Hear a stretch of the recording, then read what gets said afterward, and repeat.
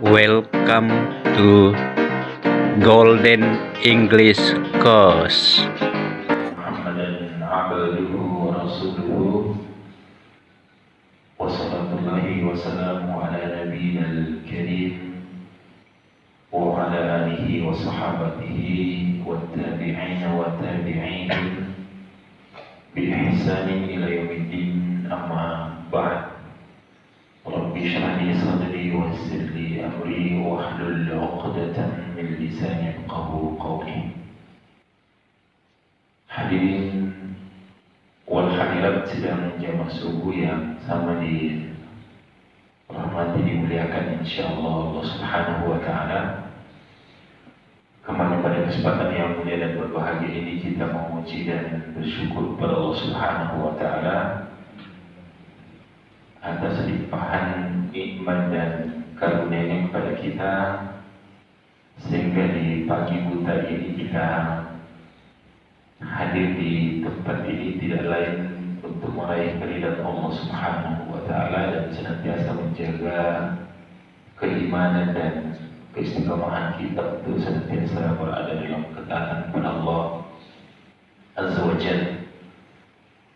Maka Nabi sampaikan kabar gembira kepada orang-orang yang berpagi-pagi buta mendatangi rumah Allah dengan menyebutkan dalam hadis beliau, Basyiril masya'ina fi dhulamil lail bi anna lahum nurut tamma yaumil qiyamah. Gembirakan, sampaikan kabar gembira kepada orang yang berjalan berpagi buta menuju rumah Allah Subhanahu wa taala, bahwasanya mereka akan mendapatkan cahaya yang sempurna kelak di hari kiamat.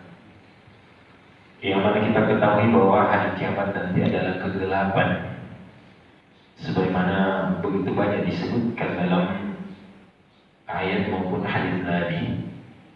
Innal zulma, misalnya, ya, zulmatu yaumil qiyamah. Sehingga kezaliman itu adalah kegelapan di atas kegelapan di hari kiamat kelak.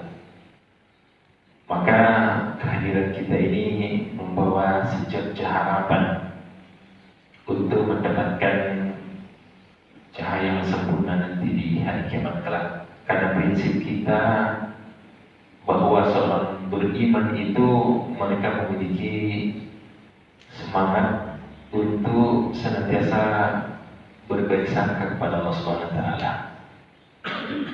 Maka pada awal pertama ini saya sebutkan sebuah hadits qudsi. Allah Subhanahu wa taala sebutkan, ana inda dhanni 'abdi falyadun nabi masya'a. Saya itu berdasarkan prasangka hambaku kepada Allah, kepadaku, maka adalah dia bersangka sesuai dengan yang dia inginkan. Maka ada dua ayat dalam Al-Quran itu harusnya kita senantiasa bersangka baik kepada Allah Subhanahu wa taala bahwa kita lah yang termasuk di dalamnya. Yaitu firman Allah Subhanahu wa taala, alla khaufun 'alaikum wa la antum tahzanun udkhuluha bi salamin amin. Bahwa pada hari ini tidak ada lagi kesedihan untuk kalian dan tidak ada lagi rasa takut, masuklah ke dalam surga dengan keselamatan.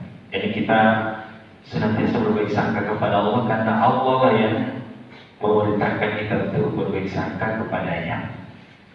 Jemaah sekalian yang sama dimuliakan oleh Allah Subhanahu wa taala, saya lanjutkan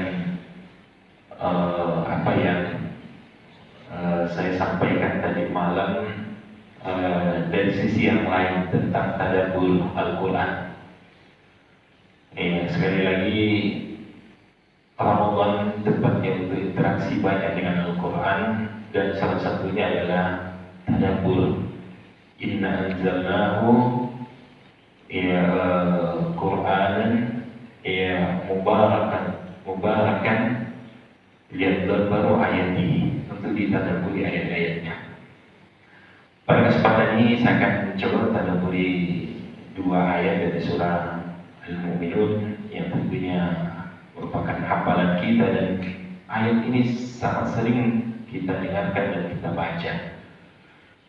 Firman Allah Subhanahu wa taala, a'udzu billahi minasyaitonir rajim, qad aflahal mu'minun. alladzina hum fi salatihim khashi'un. Sungguh beruntung orang-orang yang beriman. Dan penegasan keberuntungannya ini adalah yaitu orang-orang yang dalam sholat mereka itu lahir atau hadir kehusyuan. Maka pembahasan tentang sholat ini itu sangat penting dan sangat urgen untuk sering diulang-ulangi. Kenapa? Karena sholat ini adalah sentralnya, pusatnya baik buruknya amalan seorang hamba nanti di hari kiamat. Itu dalam hadis disebutkan, inna awwala ma yuhasabu alaihi al-'abdu min amalihi yawmal qiyamah as-salah atau salatuhu. Hal yang pertama yang akan dihisab dari seorang hamba nanti di hari kiamat adalah perkara salatnya.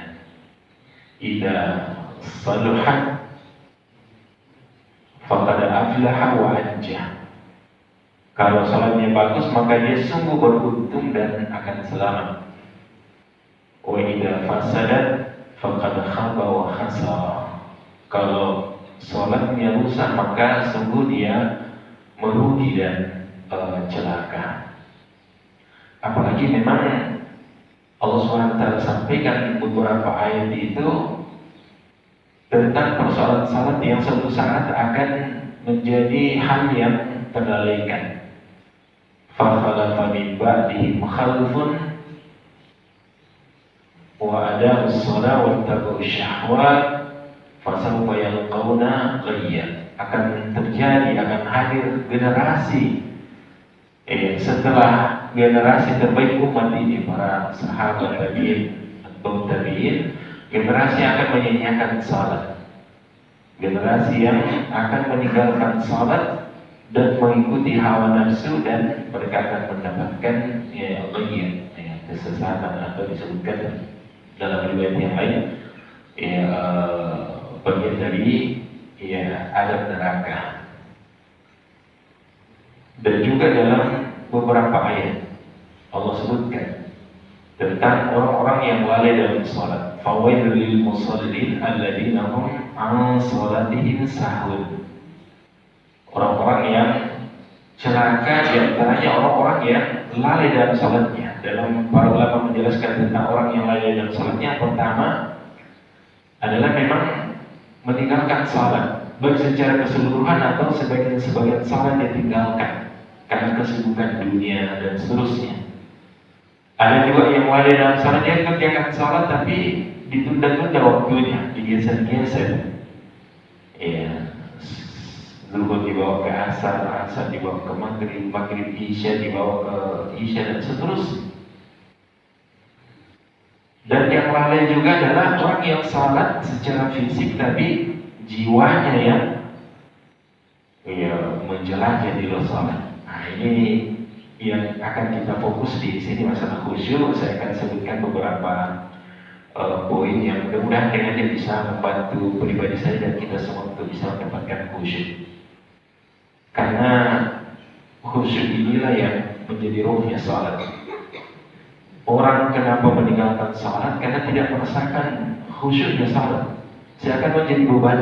Padahal salat ini sebenarnya adalah tempat untuk istirahat. Sebagaimana ketika Nabi perintahkan Bilal, ya Bilal aqimus shalah, aina shalah. Wahai Bilal, qamat salat, jadikan salat ini tempat istirahat kita yang sempurna.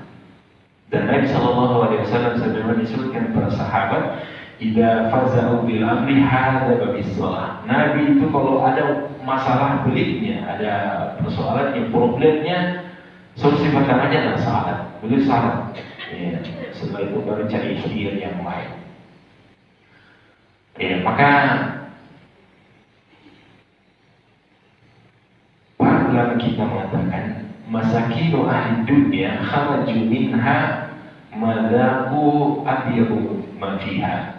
Orang-orang kasihannya, miskinnya dunia itu adalah orang-orang yang meninggalkan dunia tapi belum merasakan sesuatu yang lezat di dalamnya.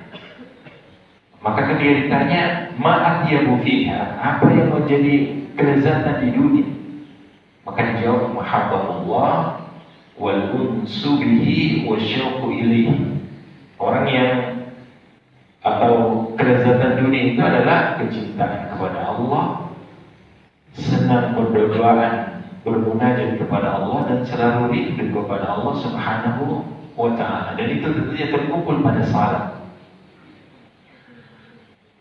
Makanya sekali yang pertama, saya singkat saja karena waktu, adalah bahwasanya ketika kita salat, itulah munajat kita, itulah komunikasi dan interaksi kita berbicara kepada Allah Subhanahu wa ta'ala.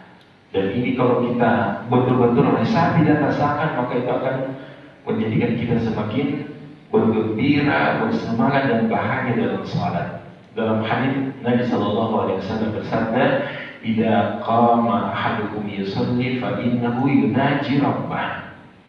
Ketika seorang hamba itu berdiri bangkit untuk salat, maka pada hakikatnya dia sedang berbicara dengan Allah Subhanahu wa ta'ala. Dan ini ditegaskan dalam hadis qudsi, di mana Allah Subhanahu wa ta'ala berfirman, qasamtus salat baini wa baina abdi syatraini, dan riwayatnya nisfaini fa nisfuhu li wa nisfuhu li abdi wa nisfuhu li abdi.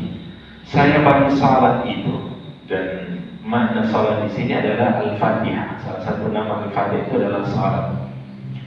Saya bagi surah Al-Fatihah itu menjadi dua bagian, separuhnya untukku dan separuhnya untuk hambaku, wali abdi masalah. Dan bagi hambaku itu apa yang dia minta, dia akan diperkenankan. Iqra'u wa qala, makanya dikatakan bacalah.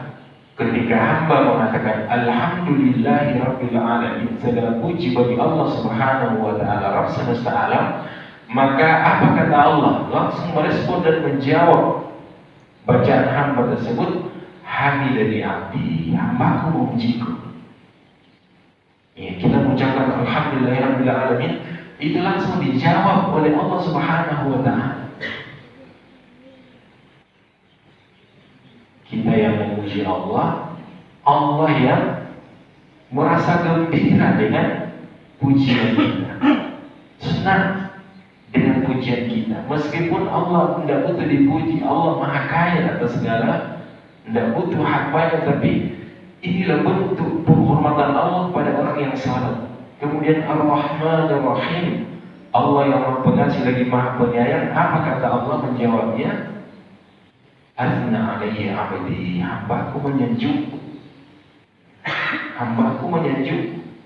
Dan itu jawaban langsung dari Allah. Maliki yaumiddin, yang menguasai hari pembalasan. Maka langsung dijawab Allah, majjadani abdi, hambaku mengagungkanku. Dan ini tentunya jemaah sekalian, dalam persoalan dunia saja, kalau kita berbicara dengan orang-orang yang kita kagumi dan direspon pembicaraan itu, luar biasa senangnya kita. Apalagi Allah yang langsung merespon dan menjawab setiap untaian bacaan kita. Man iyyaka na'budu wa iyyaka nasta'in, hanya kepadamu lah kami menyembah dan kepadamu lah kami mohon pertolongan. Apa kata Allah? Hadza li, hadza baini wa baina abdi. Ini bagian saya dan sebagiannya bagian hambaku. Itu hak saya, bagian saya untuk disembah semata, kata Allah. Dan bagian hambaku adalah ketika dia minta pertolongan kepadaku, maka akan berikan pertolongan kepadanya. Ihdinas siratal mustaqim, tunjukkanlah kami jalan yang lurus, siratal ladzina an'amta 'alaihim ghairil maghdubi 'alaihim waladdallin. Kata Allah, hadza li 'abdi wa li 'abdi masalah. Ini bagian hambaku dan akan kuperkenankan apa yang telah diminta. Minta petunjuk yang lurus, minta karunia nikmat, dan dijauhkan dari jalan yang dimurkai dan jalan yang sesat.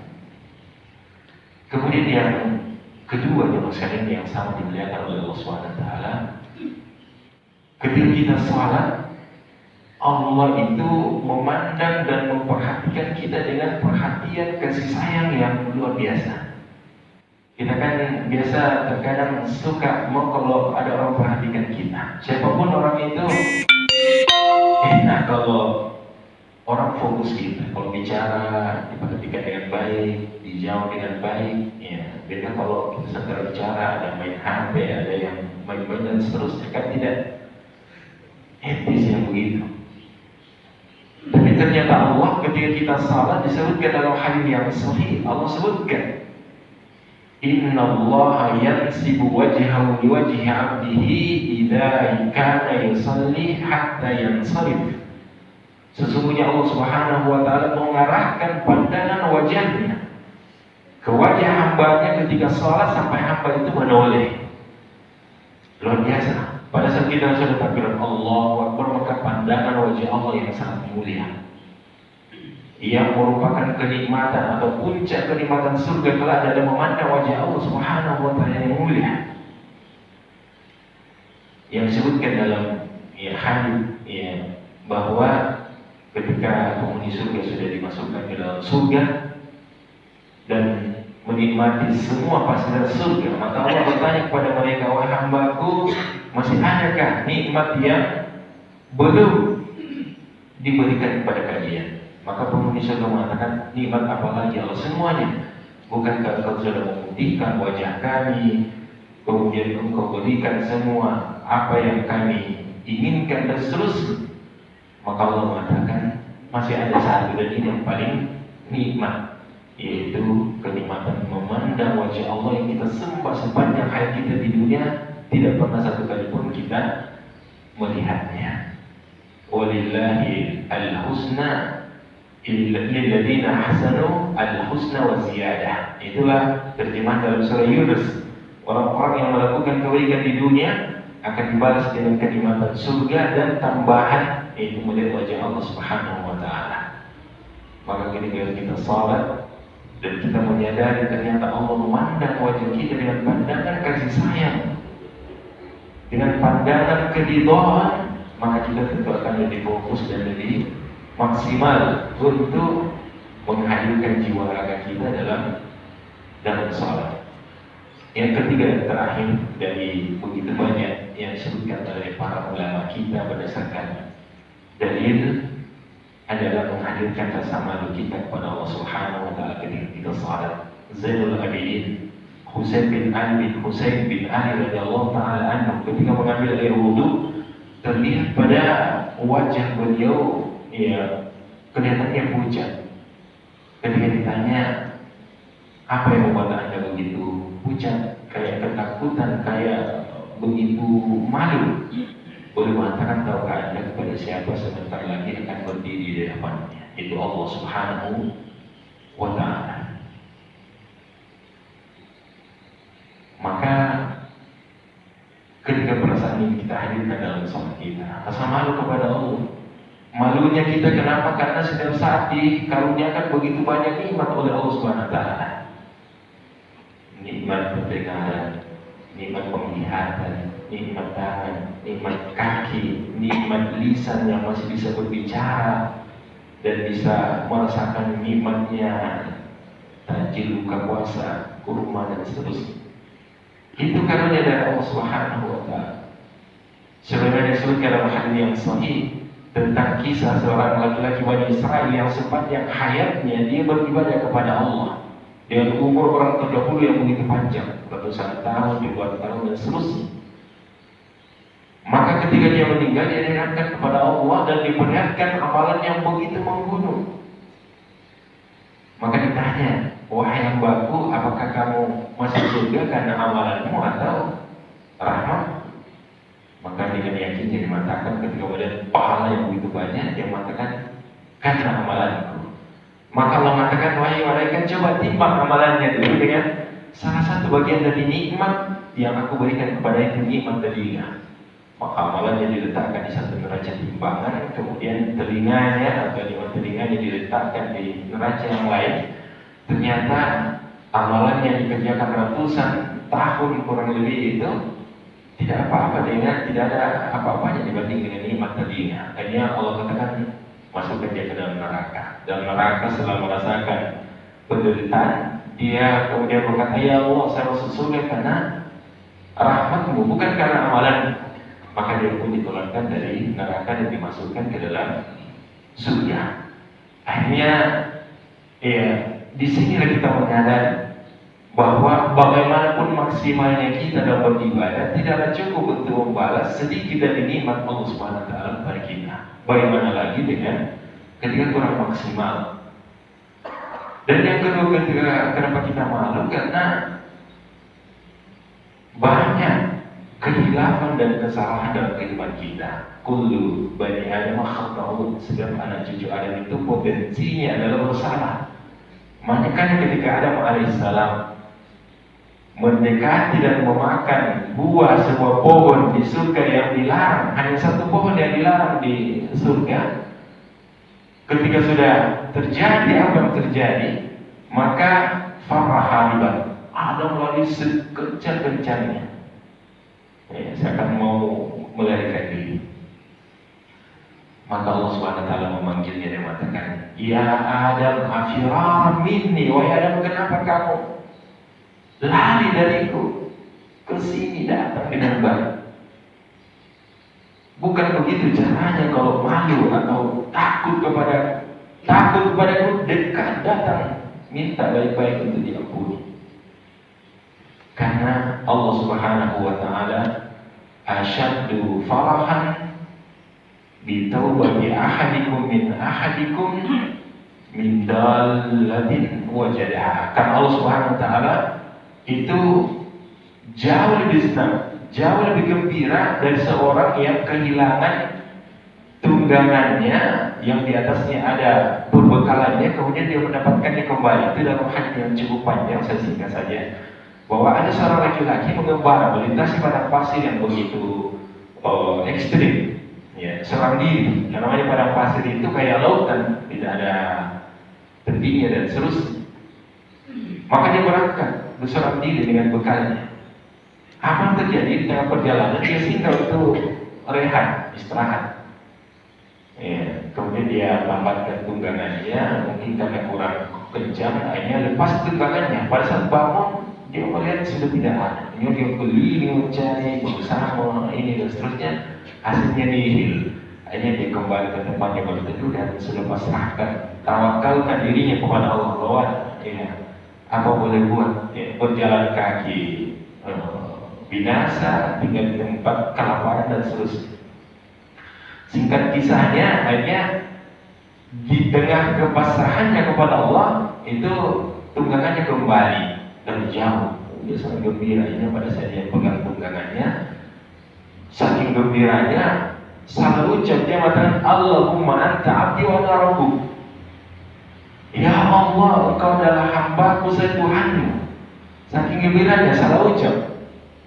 Kata Nabi, lillahi asyaddu farhan bi taubati ahadikum min dallati idza wajada. Allah itu sangat senang, lebih gembira lagi dengan pertobatan kembalinya hambanya itu kepadanya daripada orang yang kehilangan tunggangan dan perbekalannya kemudian dia dapatkannya kembali.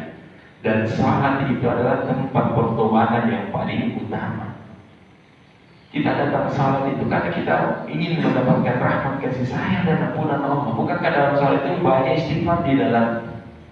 Maka ketika ini kita ada sapi, kita hayat di dalam kehidupan kita, maka kita akan berusaha untuk memaksimalkan kualitas salat kita. Saya kira ini yang sempat kita sampaikan pada kesempatan ini. Mudah-mudahan Allah Subhanahu wa taala mengijabah doa-doa kita, kemudian memberikan kita kekuatan untuk memperbaiki ibadah kita sebagaimana doa kita, Allahumma inni ala dzikrika wa syukrika wa husni ibadatik.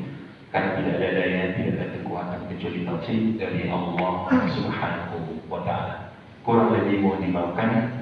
Hadanallahu wa iyyakum ajma'in. Subhanallah wa bihamdihi, asyhadu an la ilaha illa anta, astaghfiruka wa atubu ilaik. Assalamualaikum warahmatullahi wabarakatuh.